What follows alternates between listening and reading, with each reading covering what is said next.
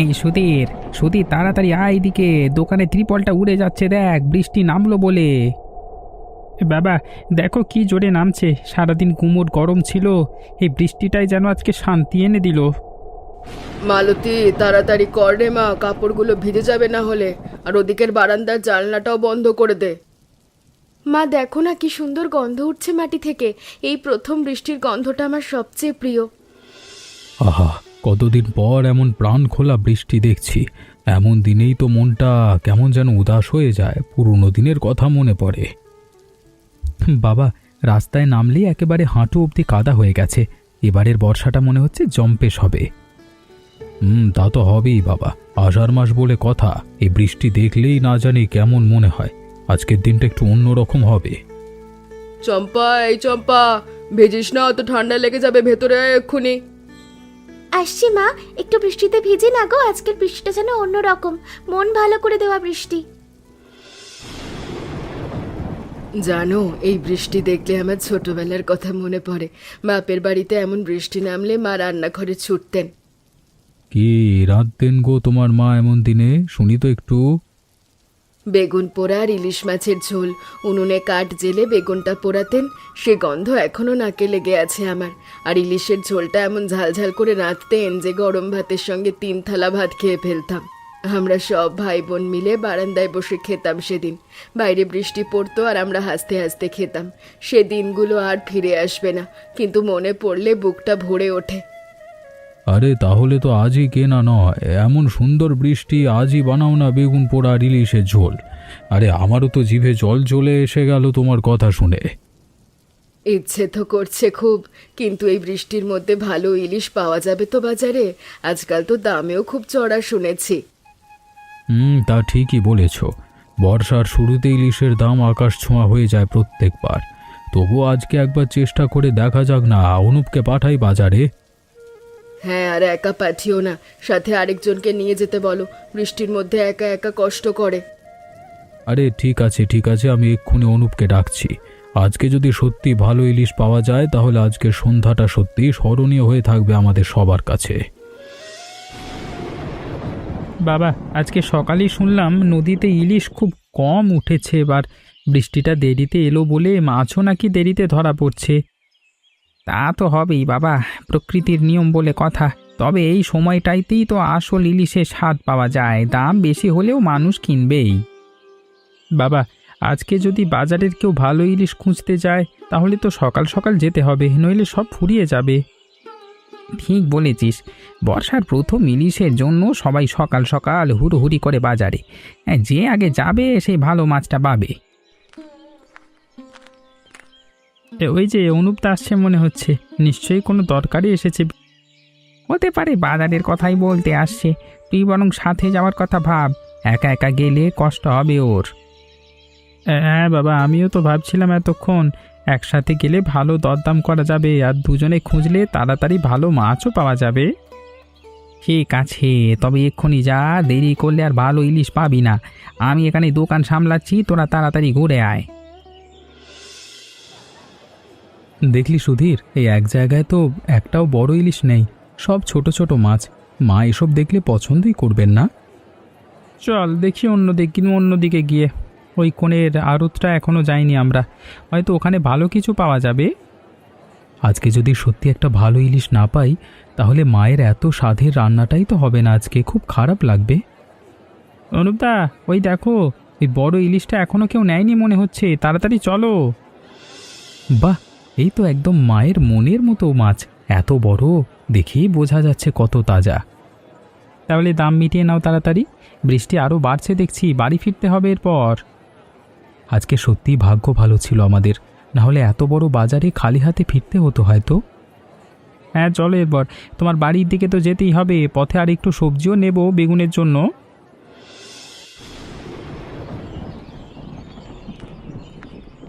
কাকিমা, আজ আমাদের বাড়িতে বেগুন পোড়া আর ইলিশের ঝোল রান্না হবে, কিন্তু বাগানের বেগুন তো শেষ হয়ে গেছে। আপনার বাগানে কি ভালো বেগুন আছে? আছে বই কি মা, আমার বাগানের বেগুনগুলো তো এবারে দারুণ হয়েছে। এই নে একদম টাটকা বেগুন, পোড়ালে দারুণ স্বাদ হবে। আমার হাতে লাগানো গাছগুলো খুব যত্ন করে বড় করেছি। অনেক ধন্যবাদ কাকিমা, আপনি না থাকলে আজকে রান্নাটাই অসম্পূর্ণ থেকে যেত।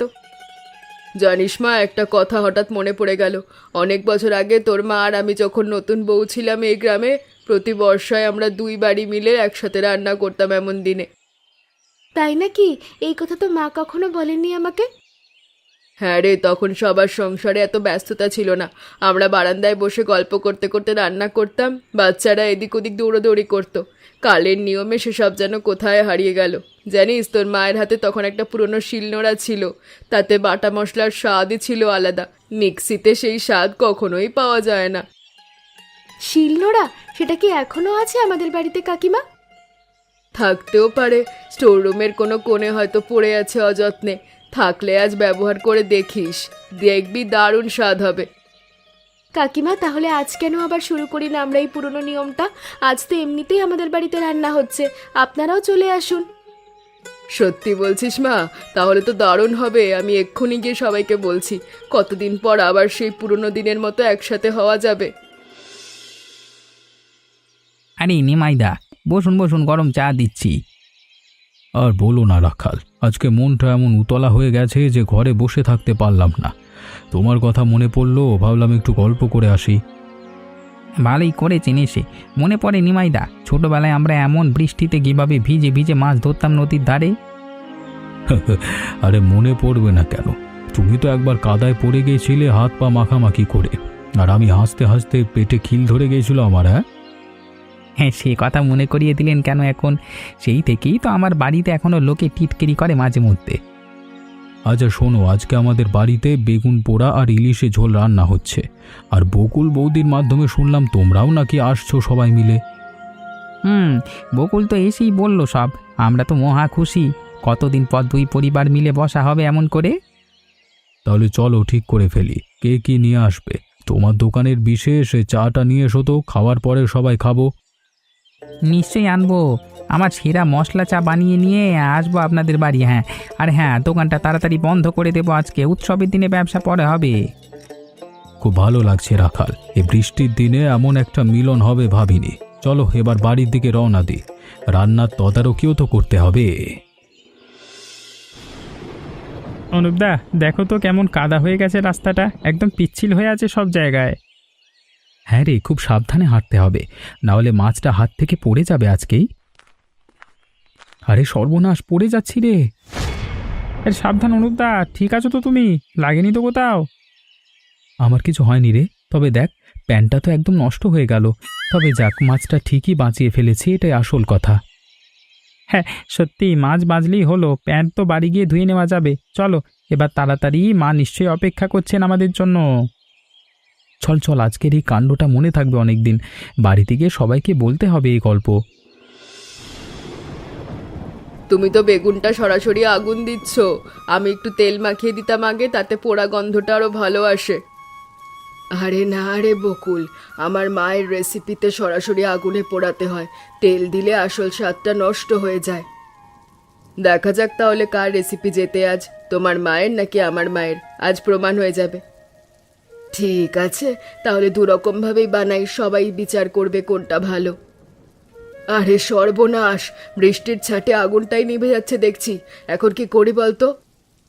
চিন্তা করো না, চলো নুনটা সরিয়ে নি, ওখানে বৃষ্টি পৌঁছবে না। যাক বাবা, বাঁচা গেল। এখানেই বেশ নিরাপদ জায়গা, বৃষ্টি আর সমস্যা করবে না মনে হয়।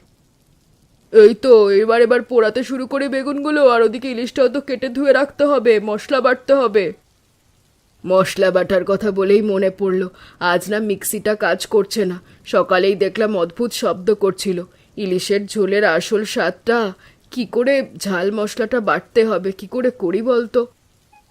আরে তাহলে তো আজকেই সেই শিলনোড়াটা খুঁজে বের করার দিন। আমি দুপুরেই মালতীকে বলছিলাম তোমার মায়ের সেই পুরনো শিলনোড়াটা স্টোররুমে থাকতে পারে। সে তো কতদিনই ব্যবহার করা হয়নি। মিক্সি আসার পর থেকে তো একেবারে ভুলেই গিয়েছিলাম ওটার কথা। মা চলে যাওয়ার পর ওটা তো ছুঁয়েও দেখিনি। আমার বড় মায়া লাগে ওই জিনিসটার প্রতি। তাহলে চলো রান্নাটা একটু গুছিয়ে রেখে দুজনে মিলে খুঁজে দেখি স্টোর রুমে। আজকের দিনেই যদি ওটা আবার ব্যবহার করতে পারি, তাহলে রান্নাটা সত্যিকারের পুরনো দিনের মতো হয়ে উঠবে। এতদিন যে এই ঘরে এত জিনিস জমে আছে ভুলেই গিয়েছিলাম। দেখলেই কেমন পুরনো দিনের গন্ধ পাচ্ছি। এই তোরঙ্গটা তো চেনা চেনা লাগছে, এটা কি তোমার শাশুড়ির না? এর ভেতরেই তো পুরনো বাসনপত্র রাখা থাকতো মনে হয়। এই থালাটায় তো আমার শাশুড়ি আমাকে প্রথম ভাত বেড়ে দিয়েছিলেন, মনে আছে আমার স্পষ্ট। কতদিন এই থালাটায় খাইনি। এদিকে দেখো তো, এর নিচেই মনে হচ্ছে ভারী কিছু একটা আছে, পাথরের মতো লাগছে। এই তো, এই সেই শিলনোড়া। এইটাতেই তো রোজ মশলা বাটতেন। প্রতিটা সকালে এই শিলনোড়ার ঘষার শব্দে আমার ঘুম ভাঙতো। দেখলে তো, ঠিকই খুঁজে পেলাম। এবার শুধু একটু ধুয়ে মুছে নিলে আবার আগের মতো কাজ করবে এটা। জানিস বকুল, আজ মনে হচ্ছে মা নিজেই এই রান্নায় হাত লাগাতে এসেছেন। এই শিলনোড়ায় মশলা বাটলে ঠিক সেই পুরনো স্বাদটাই ফিরে আসবে, আমি জানি। চলো তাড়াতাড়ি এটা নিয়ে গিয়ে ধুয়ে ফেলি। আজকের রান্নাটা তাহলে সত্যিই 3 প্রজন্মের হাতের ছোঁয়া হবে। তোমার মায়ের শিলনোড়া, তোমার হাত, আর মালতীর আগামী দিনের শেখা। চল বকুল, আর দেরি করা ঠিক হবে না। ইলিশ তো এতক্ষণে ধোয়া হয়ে গেছে নিশ্চয়ই। মালতীদি, আজকে সন্ধেটা না সত্যিই দারুণ লাগছে। এত বছর পর 2 বাড়ি একসাথে বসছি। তাই তো বলছি রে, আমার মতো সেই দুপুর থেকেই খুশিতে গুনগুন করে গান গাইছেন রান্নাঘরে। জানো, আমার মায়ের কাছেও শুনেছি আজ কিভাবে ছোটবেলায় তোমাদের আর আমাদের বাড়ি একই বাড়ির মতন ছিল, এবার থেকে আর সে একরকম। হ্যাঁ রে, আমারও তাই মনে হচ্ছে। চল, আগামী বছর থেকে প্রতি বর্ষায় এভাবেই একসাথে হব আমরা। এটাই ঠিক করে ফেলি আজ। আরে দেখো দেখো, উপর থেকে জল পড়ছে, শতরন্টি যা ভিজে যাচ্ছে তো। সর্বনাশ, চালের ওই জায়গায় বোধহয় ফুটো হয়ে গেছে। দাঁড়া, আমি একটা টিনের টুকরো জোগাড় করে আনি। এইভাবে হলে ঠিক হয়ে যাবে মনে হয়, দেখি তো একটু চেপে ধরে। হ্যাঁ, এবার ঠিক আছে, আর জল পড়ছে না। যাক বাবা, সময় মতো চোখে পড়েছিল ভাগ্যিস। এই না হলে আজকের সন্ধ্যা বৃষ্টির সাথে যুদ্ধ করেই তো আজ আমাদের সম্পূর্ণ হচ্ছে সব আয়োজন। ঠিক বলেছিস, চল এবার সব ঠিকঠাক করে ফেলি তাড়াতাড়ি। একটু পরেই তো সবাই আবার খেতে বসবে।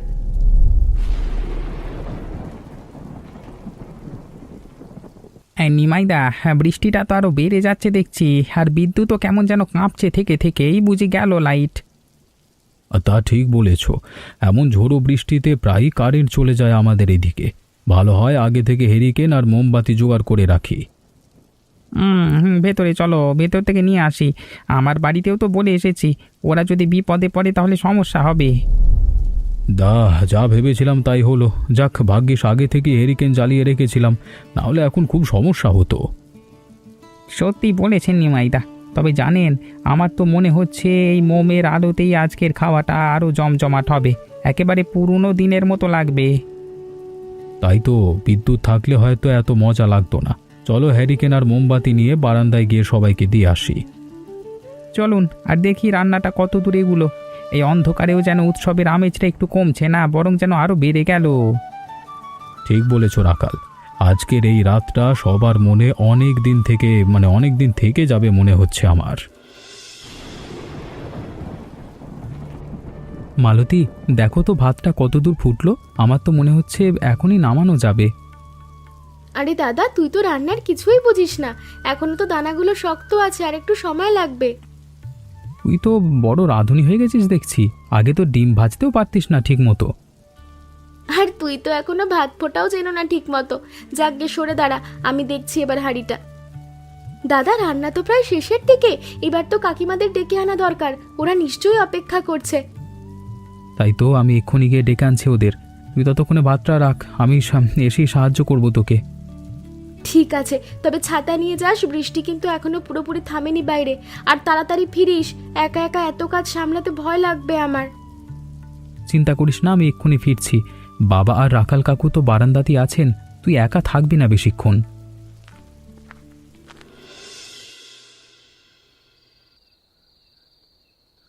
চম্পা, বাবার সেই বিশেষ মশলা চাটা ভরে নিলাম ফ্লাস্কে, গরম থাকবে অনেকক্ষণ।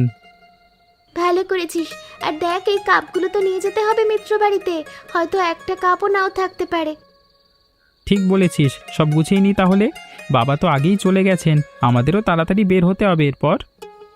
আচ্ছা সুধীর, বল তো আজকের রান্নায় কার হাতের স্বাদ বেশি ভালো হবে বলে তোর মনে হয়? মিত্র বাড়ির নাকি আমাদের বাড়ির? সে তো নিশ্চয়ই মায়ের হাতের রান্নাই সেরা হবে, তুই তো জানিসই মায়ের হাতের গুণ।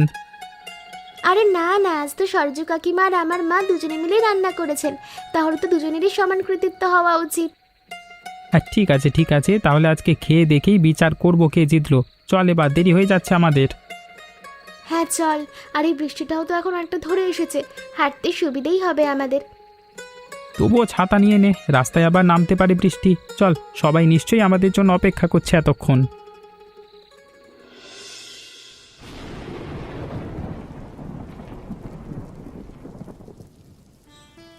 খাবার একদম গরম গরম আছে।